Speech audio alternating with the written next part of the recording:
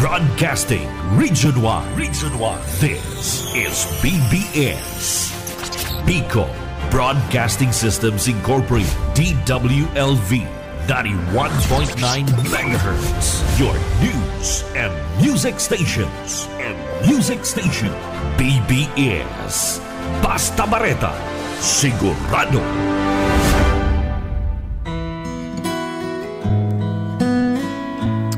Muli po, magandang umaga sa lahat ng ating tagapakinig. Andito naman po tayo sa ating programa Biyaya sa Pagkaaga. Ito sa DWBBS FM 91.9. Ang inyong pong lingkod si Pastor Tito Riboriano. Muli po yung mga kasama. Gusto po ang buhay natin sa ating mga tagapakinig. Salamat po sa buhay ng bawat isa. Tayo po ay nandito naman muli at mapaganda sa umaga na maumpisahan natin bulay-bulayin, pag-aralan at mapakinggan ang salita ng Panginoon dahil alam natin na at lalo na sa ating pag-uusapan ngayon na mananatili ang salita ng Diyos. Mawawala ang lahat ng bagay, ngunit mananatili ang presensya ng Panginoon at kanyang salita ay lahat magkakaroon ng katuparan. Kaya po muli, nais ko pong umpisahan ang ating pag-aaralan sa umaga po ito sa pagbabasa ng salita ng Panginoon ayon po sa Matthew, Kapitulo 6, versikulo 19 hanggang 21. Matthew chapter 6, verse 19 to 21. Ito po ang sinasabi. Huwag kayong mag-impok ng mga kayamanan dito sa lupa. Dito may ninirang tanga at kalawang at may nakakapasok na magnanakaw. Sa halip, impukin ninyo ay ang mga kayamanan sa langit. Do'y walang naninirang tanga at kalawang at walang nakakapasok na magnanakaw. Sapagkat kung saan naroon ang inyong kayamanan, naroon din naman ang inyong puso. Tayo po yung muna manalangin sa ating pag-uumpisa. Muli po, Ama, salamat sa bagong buhay, sa bagong umaga. Tunay nga, Panginoon, sa bawat araw, ang kaniningan ng iyong habag, pag-ibig, ay palagi po naming tamahin, Panginoon. Alam namin, O Diyos, ito'y rin yung naisi na ipahayag ang iyong kadakilaan at kapangyarihan sa sangkatauhan. Lord, sana maunawa at makita ng bawat isa ang lahat ng ito. Simula pa nang nalangin mo ang mundo hanggang sa ngayon, hanggang sa darating na panahon. Alam namin, Panginoon, mo ikaw muling babalik at matatatag ang iyong kaharian at ikaw ay maghahari magpakailan-kailan pa man. Tulungan mo po ang bawat isa sa amin, sa aming mga tagapakinig, lalo nilang malasap ang kagandahan at kayamanan ng iyong salita, na may pamuhay po ng bawat isa, hindi lang po makapakinggan, ngunit masunod ang iyong salita dahil alam na yung Panginoon ito ang mas pahigit sa lahat ng lalo na po sa aming pag-uusapan sa umaga po ito. Patumayin po kami, Ama. Salamat sa iyong presensya. Ito po at tayong dalangin sa pangalan ni Jesus. Amen and amen. Ang ating pong tatalakayin ngayon ayon po sa ating nabasa ay ang tunay na kayamanan. No? Ano ba ang tunay na kayamanan sa mundong ito? So sa ating pong nabasa, maliwanag po na ipinapakita sa atin ng Panginoong Jesus ang dalawang bagay na dapat nating bigyan pansin. Una, yung mga makamundo o kayamanang makamundo at ang kayamanan sa langit. So dalawa pong bagay na ito na makita po natin. Kasi po, karamihan, pag napag-usapan po ang kayamanan, iniisip ka agad ng karamihan ang tunay na kayamanan ay ang mga material na bagay katulad ng pera, isang malaking bagay o bahay o isang magandang kotse, yung pag-aari, lalo yung mga lahat na bagay na material, palagi natin itong naiisip, po. Ngunit, alam po natin na ang mga material na bagay na ito ay maglalaho. Ibig sabihin, ang mga bagay na temporal, hindi mananatili magpakailanman, yung mga material na bagay na yan.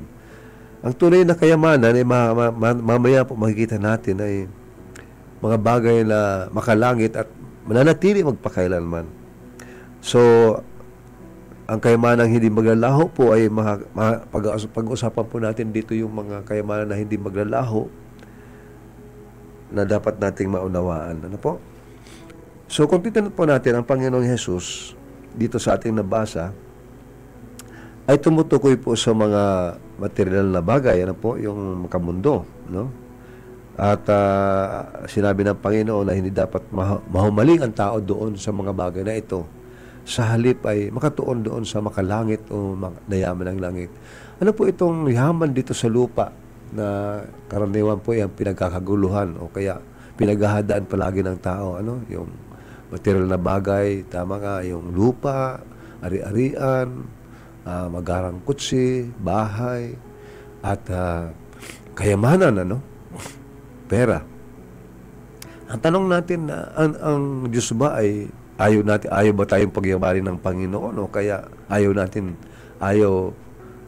niya tayong magkaroon ng ganitong bagay? Pero po hindi naman actually. Ano po, kung titignan po natin, mahirap sa tao na kung ang kanyang oras, panahon ay nakatuon na lamang sa mga bagay na material na bagay. Ito na ang kanyang pinagkakaabalahan. Ano po, yung makalangit o makadiyos na bagay ay kanya nakakalimutan. Kaya nga po, sinasabi na sa Matthew po, kapitulo 6, sa unang Timoteo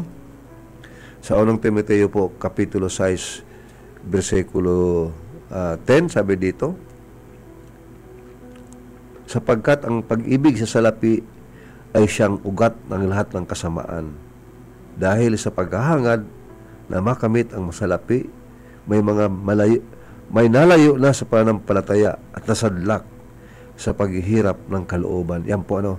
Ibig pong sabihin, ang salapi po ay hindi naman masama. Kundi sabi po dito sa ating nabasa, sapagkat ang pag-ibig, yan, ano po yung ang pag-ibig sa salapi, yan po ang nakakasira sa tao. Ang paghahangad na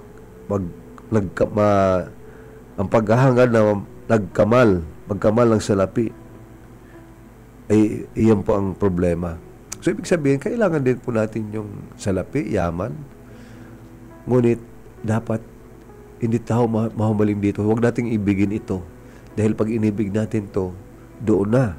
Malalayo po tayo sa pananampalataya at nasasadlak sa paghihirap ng kalooban. So, hindi naman po masama na magyumaman tayo. Ngunit, ang ganito po kasi, kung minsan po, may mga bagay naman pong hindi na masyado kailangan sa buhay ng tao. Yung po yung sinasabi natin, mga unnecessary things. Yung maluho ng pamumuhay. Ibig sabihin, dahil sa ating yaman, maluho na tayo kung ano-ano na lang ng mga bagay na nais nating makamtan, at lalo na ang motibo. Ang pag-iimpok o pag-i-invest po ay hindi naman po masama. At ito po ang pinapaalala sa atin ng Panginoon na dapat lang na ano ba ang ating motibo kung bakit tayo nag-iimpok, no? Kung tayo nag-iimpok o kaya nagkakaroon ng mga bagay na mga yaman na kung saan ang ating intensyon ay upang tayo ay maging matanyag, makilala o kaya maging makapangyarihan. At alam naman natin, depende sa ating motibo. Ngunit ang isang tao na talagang mayaman ay saan ba tayo mag-invest? Ibig sabihin, saan ba natin dapat ilagak o ituon ang ating paggagastos ng ating pera, di ba? Dapat lang na mas maganda po yung sabi nga natin na mag-impok tayo ng yaman sa langit, which is, halimbawa, kung isa ikaw mayaman, ay mag-invest ka para sa pagpapalaghanap ng kaharian ng Diyos. Tumulong sa pagmimisyon o kaya anumang mga charitable institution, tumulong tayo doon sa halip na iwaldas natin. At alam niyo po, si Solomon, kung titinan po natin sa kanyang buhay, siya ang pinakamayaman sa panahong iyon. Isang hari na binigyan ng Diyos ng karunungan at the same time so binigyan siya ng yaman. Wala nang makakapantay sa yaman ni Solomon. Walang tao makakapantay sa yaman na binigay kay Solomon. Ngunit alam niyo po, sa pagdating ng panahon, kahit na marami siyang ipinagawa lahat ng luho, lalo na babae o kaya ano pa man na ay pinakamtan sa kanya ng Panginoon. Ngunit ito'y kanyang inabuso. Ano ibig sabihin? Hanggang sa huling panahon, sabi niya, ito'y walang kabuluhan sa buhay. Yan. Hindi niya nakita yung contentment na tinatawag natin sa buhay na ito sa pamamagitan po ng yaman. Kaya dapat magbigay ito sa atin ng lesson na pagpapaala sa atin na ang mga bagay na ito ay hindi natin dapat bigyan ng tulan ng pansin. So, yung mga bagay pong ating pinag-uusapan, yung una po, yung yaman sa makamundong yaman ay sabi nga po na hindi natin to bigyan ng lubos na luho. Ibig sabihin natin dapat na ito nandoon na palagi ang ating buhay. Kasi sabi nga ng Panginoon, hindi tayo makakapaglingkod sa dalawang master. Kaya dapat tingnan natin. So, saan po ano po itong sinasabi nating mga yaman na tunay na yaman? Pag-usapan po natin ngayon yung tunay na kayamanan na dapat po nating maunawaan. Ito po ay unang-una, alam niyo po, ang tunay na yaman ay makamtan natin sa pamamagitan ng ating pananampalataya at pagtanggap sa Panginoong Hesukristo. Yan. Ito po yung makalangit na kayaman na kung isipin po natin, ito yung mananatili magpakailanman. Ito po yung magandang maunawaan natin sa umaga pong ito. Kung titinan po natin sa pangalawang Korinto, sa pangalawang Korinto, Kapitulo 8, at versikulo 9, ito po ang sinasabi, hindi kaila sa inyo ang kagandahang loob ng ating Panginoong Hesukristo na kahit na mayaman ay naging dukha upang maging mayaman kayo sa pamamagitan ng kanyang pagiging dukha. Yan. So, ang una po nating makikita na binibigay sa atin ng tunay na kayamanan ay sa buhay po ng Panginoong Hesukristo. Sa atin pong nabasa sa pangalawang Korinto, Kapitulo 8:9, sabi dito na bagamat mayaman si Jesus, siya ay nagpakadukha upang maging mayaman ang lahat na tumanggap at sumampalataya sa Kanya. Yan. So, una pong ibig sabihin ng yaman ay makikita natin, makakamtan natin sa pamagitan ng Jesus sa ating pananampalataya at pagtanggap sa Kanya bilang tagapagligtas. Bakit po? Si Hesukristo ay ang may-ari po ng lahat. Ngunit siya naging mahirap alang-alang sa atin. Sa pamamagitan nito ay pinakita niya kung gaano kalaki ang pag-ibig niya sa atin. Ayon po sa Biblia, ang lahat na tumanggap at sumampalataya kay Hesukristo lamang upang maligtas ang naging mayaman. Yan. So, kita po natin na maging mayaman si Kristo, nakamtan po natin ito. Ano po itong mga yamang makalangit, na dapat nating makamtan? Dito po sa Aklat ng Efeso, Kapitulo 1, versikulo 3, ito po ang sinasabi, purihin ang Diyos at Ama ng ating Panginoong Hesukristo, pinagkalooban niya tayo ng lahat ng pagpapalang espiritual na nagmumula sa langit dahil sa ating pakikipag-isa kay Kristo. So, ang lahat po na tumanggap at sumunod kay Hesukristo po ay pinagkalooban ng Diyos ng lahat ng espiritual na kaloob, na espiritual na yaman. Ito po yung sinatawag nating mga pagpapalang espiritual. Ang lahat ng mga pagpapalang espiritual ay naka Hesukristo. Makakamit ng tao ang lahat ng pagpapalang espiritual sa pamamagitan ng pagtanggap at pagsunod kay Kristo. So, ibig po sabihin, ang yaman na pinag-uusapan po natin dito na dapat nating pagyamanin ay ang yaman sa langit. At ito po yung tumutukoy dito. Una, yung mga pagpapalang espiritual na pinagkaloob po sa atin ng Panginoon. Ano po itong mga kayamanang espiritual na ito na matatagpuan natin kay Kristo? So, alam po natin na kung ang isang tao, halimbawa po, Alam mo ba kung ano ang magiging kalagayan ng isang babae na nakapag-asawa ng isang pangulo? Yan, sinasabi natin nagiging first lady. Pag ikay nakapag-asawa ng isang pangulo, ay maraming mangyayari. Gayon din po, kapag tinanggap mo si Jesus, magbabago, naglubusan ang iyong kalagayan, ang iyong buhay sa hinaharap. Kung titinan po natin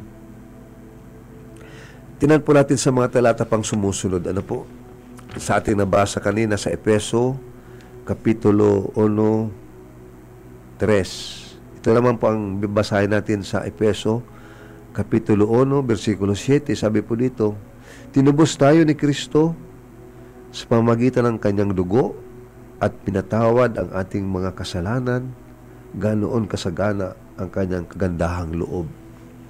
So, kung maliwanag po dito sa talatang ito, ang kayamanang nakamit ng tumanggap at sumunod kay Jesus ay ano po, ang pagpapatawad ng ating mga kasalanan. So, yan po, dapat nating makita na ang pagpapatawad na makamta natin sa pamamagitan ni Jesus ay isa na rin pong kayamanang espiritual o kayamanang sa langit po. Minsan po kasi, tayo po mga tao ay nabihag tayo ni Satanas. Ibig sabihin na muhay tayo sa kadiliman, sa pagkakasala. Na kung minsan ito po yung magbibigay sa atin ng kapahamakan, pagkahiwalay sa Diyos. At ang kabayaran po nito ay kamatayan. Ngunit salamat sa Panginoon, dahil sa pamamagitan ni Jesucristo, ang sino mang tumanggap ay sa Panginoong Hesus na nampalataya, siya ay nagsisi, tumalikod at humingi po ng tawad sa Panginoon, sigurado pong makakamtan niya ang kapatawaran. Kaya po, tayo po ay nakakalaya sa bihag ni Satanas. Tayo po ay tinubos ni Kristo, na ang lahat na tumanggap at sumunod sa Kanya, siya po ang nagbayad siya ng malaki upang makamtan ang ating kalayaan mula kay Satanas.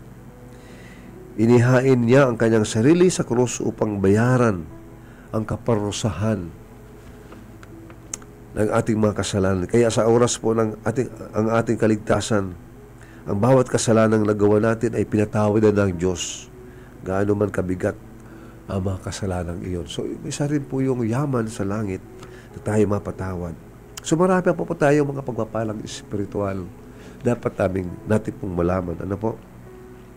Ayon po sa Roma 5, Kapitulo 5, versikulo 1, sabi po dito, sapagkat napawalang sala na tayo sa pamagitan ng ating pananampalataya. Mayroon na tayong mapayapang ugnayan sa Diyos sa pamagitan ng ating Panginoong Jesucristo. So dito po, makikita po natin na isa pa pong pagpapalang espiritual. Sabi po dito, dahil sa ating pananalig kay Jesucristo, mayroon na tayong kapayapaan sa harapan ng Diyos. So hindi na po tayo matatakot, wala na tayong takot na mamatay at tayo po ay may kalayaan na mapayapa na tayong humarap sa Panginoon. Mula po sa ating pagsilang, ibinilang tayong mga kaaway ng Diyos dahil sa mga kasalanan. Ngunit, namatay si Jesus sa krus para sa ating mga kasalanan. Inalis niya ang kasalanang nasa pagitan natin at ang Diyos. Sa sandali pong tumanggap at sumampalataya tayo kay Jesus, pinapawalang sala na tayo. Wala na po ang hatol. Sa sandali pa mapawala pong sala tayo, siyempre po mayroon na tayong kapayapaan sa Diyos. Ibig sabihin, nawawala na po yung sumpa. Nawawala na po yung hatol na kamatayan. So, ibig sabihin, napapalaya na tayo at mayroon na tayong kapayapaan sa buhay. Yan po. Siya rin pong malaking espiritual na yaman magkaroon ng tunay na kapayapaan sa pamagitan ng Panginoong Jesucristo. So, marami pong kamanghamanghang bagay. Sabi po dito sa Kolosas, Kapitulo 1, versikulo 27, na niloob ng Diyos na ipahayag sa kanila kung gaano kadakila ang kamanghamanghang hiwagang ito para sa mga hintil na walang iba kundi si Kristo na nasa sa inyo. Siya ang ating pag-asa na tayo'y makakabahagi sa kaluwalhatian ng Diyos. Yan. Isa pa pong kamanghamanghang hiwaga ng buhay Kristiyano ay nasa atin si Kristo. Ayan, ano po? Ibig sabihin, ang makamtan natin si Kristo sa ating buhay ay sapat at napakalaking yaman sa atin. Ano po? Kasi po, ang isang tao na nagtiwala kay Jesus, si Kristo po ay na mismo na nasa atin. Siya po ay nasa ating buhay. Ano? Ang Espiritu po ni Kristo ay naninirahan sa bawat Kristiyano. Nais niyang ipamuhay ang kanyang buhay sa pamamagitan mo. Ito po ay isang kamanghamanghang hiwaga. Kaya ni Kristo na gawin sa iyo ang mga bagay na hindi mo kayang gawin. Ang susi sa pagtatagumpay sa buhay Kristiyano ay ang pagkakatuto na bigyan si Jesus ng karapatan sa iyong buhay habang nabubuhay siya sa kapamamagitan mo. Kailangan nating isuko ang pamamahala ng ating buhay kay Kristo upang maging malaya siya na magpahayag ng kanyang pag-ibig at kapangyarihan sa pamamagitan po natin. Nais niyang gawing makabuluhan ang buhay mo. Marahil makikilala lamang ng isang tao si Kristo kung makikita niya siya ay sa iyong buhay. Ano po, pag alam mo niyo po, pag nasa buhay natin si Kristo, makikita po ng isang tao na namumuhay tayo ayon po sa kanyang. Kaya po maliwanag, ipinagkaloob po sa atin ng Diyos ang buhay na walang hanggan. Alam mo po, dito sa ating babasahin sa aklat ng unang Juan, Kapitulo 5, versikulo 11 hanggang 13, sabi po dito, at ito ang patotoo, ipinagkaloob sa atin ng Diyos ang buhay na walang hanggan, at ito'y makamtan natin sa pamamagitan ng kanyang anak. Kung ang anak ng Diyos ay nasa isang tao, mayroon siyang buhay na walang hanggan. Ngunit kung wala sa kanya ang anak ng Diyos, ay wala siyang buhay na walang hanggan. Isinusulat ko ito sa inyo upang malaman ninyo na kayong sumasampalataya sa anak ng Diyos ay may buhay na walang hanggan. So ang isa pa pong yaman na dapat nating makita na ipinagkaloob sa atin ng Diyos ang buhay na walang hanggan, at ito'y makakamtan natin sa pamamagitan ng kanyang anak na si Jesus. Ang buhay na walang hanggan po ay buhay na espiritual na walang katapusan. Yan po ang napaganda na isang yaman na manatili po sa atin na hindi mawawala magpakailan pa man. So, nagsisimula po ito sa sandaling tumanggap at sumampalataya tayo na kay Jesus bilang tayo tagapagligtas at Panginoon. Ang buhay na walang hanggan po ay na kay Jesus. Kaya kung tinanggap ng isang tao si Jesus, sumasa kanya na si Jesus kasama ang buhay na walang hanggan. Ang mananampalataya po ay hindi dapat matakot sa kamatayan, sapagkat mabubuhay siya sa presensya ng Diyos sa langit magpakailanman pagpanaw niya dito sa lupa. So, ibig po sabihin, napakadakilang yaman pa rin po. Dahil sa pakikipag-isa po natin kay Kristo, maliwanag din po sinasabi sa Efeso 3:12 na tayo po ay makakalapit na tayo sa Diyos at panatag po ang ating loob. So, hindi na po tayo matatakot. Panatag tayo na makakaharap sa Panginoon. Dahil po sa paghahandog ni Jesus sa krus, pinatawad na ng Diyos ang lahat ng mga kasalanan ng mga taong tumalikod sa makasalanang pamumuhay upang tumanggap at sumunod kay Jesus. Dahil dito, ang bawat mananampalataya ay malayang makakapasok sa presensya ng Panginoon. Mapanatag ang loob sa pamagitan ng panalangin. So, ang panalangin po ay pakikipag-usap at pakikinig sa Diyos. So, ibig po sabihin, malala tayo nakikipag-usap sa Panginoon. Mga kapatid, maliwanag po na ang ating mga nakita na kayamanang espiritual na dapat nating pagyamanin ay ang mga kayamanan sa langit na kung saan ito po yung mananatili magpawalang hanggan. Hindi po yung mga material na bagay na doon po nakatuon ang ating buhay. So, sa ating pong napag-aralan ngayon, makita po natin na una, pinatawad ang ating mga kasalanan